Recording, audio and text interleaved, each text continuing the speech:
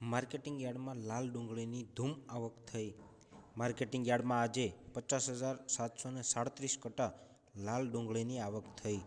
ભાવનગર જિલ્લામાં આ વર્ષે ડુંગળીનું મોટા પ્રમાણમાં વાવેતર થયું છે, ત્યારે આજે મહુવા માર્કેટિંગ યાર્ડમાં લાલ અને સફેદ ડુંગળીની હરાજી કરવામાં આવી હતી।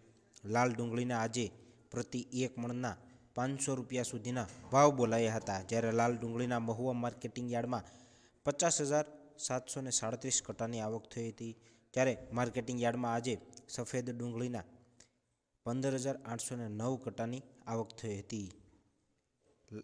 સફેદ ડુંગળીના પ્રતિ એક મણના નીચા ભાવ 222 રૂપિયા સુધી લઈને 436 રૂપિયા સુધીના રહ્યા હતા।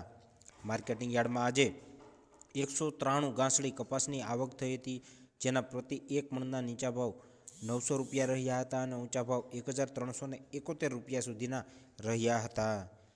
મહુવા માર્કેટિંગ યાર્ડમાં 2,495 કટ્ટા મગફળીની આવક થઈ હતી, જેના પ્રતિ એક મણના નીચા ભાવ 1,080 રૂપિયાથી લઈને 1,451 રૂપિયા સુધીના રહ્યા હતા। માર્કેટિંગ યાર્ડમાં લોકવન ઘઉં અને ટુકડા ઘઉંની પણ હરાજી કરવામાં આવી હતી। યાર્ડમાં આજે ઘઉંના 179 કટ્ટાની આવક થઈ હતી, જેના પ્રતિ એક મણના નીચા ભાવ 479 રૂપિયા સુધીના રહ્યા હતા અને ઊંચા ભાવ 718 રૂપિયા સુધીના રહ્યા હતા।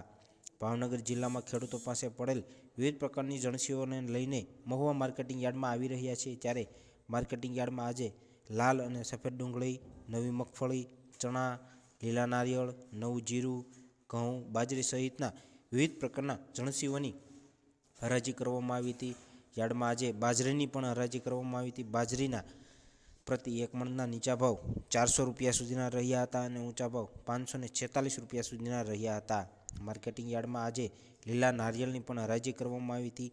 લીલા નારિયેળના 100 નંગના નીચા ભાવ 330 રૂપિયા રહ્યા હતા અને ઊંચા ભાવ 1,776 રૂપિયા સુધીના રહ્યા હતા। માર્કેટિંગ યાર્ડમાં આજે 11 કટ્ટા મકાઈની આવક થઈ હતી, જેના પ્રતિ એક મણના નીચા ભાવ 401 રૂપિયા સુધી રહ્યા હતા અને ઊંચા ભાવ 471 રૂપિયા સુધીના રહ્યા હતા।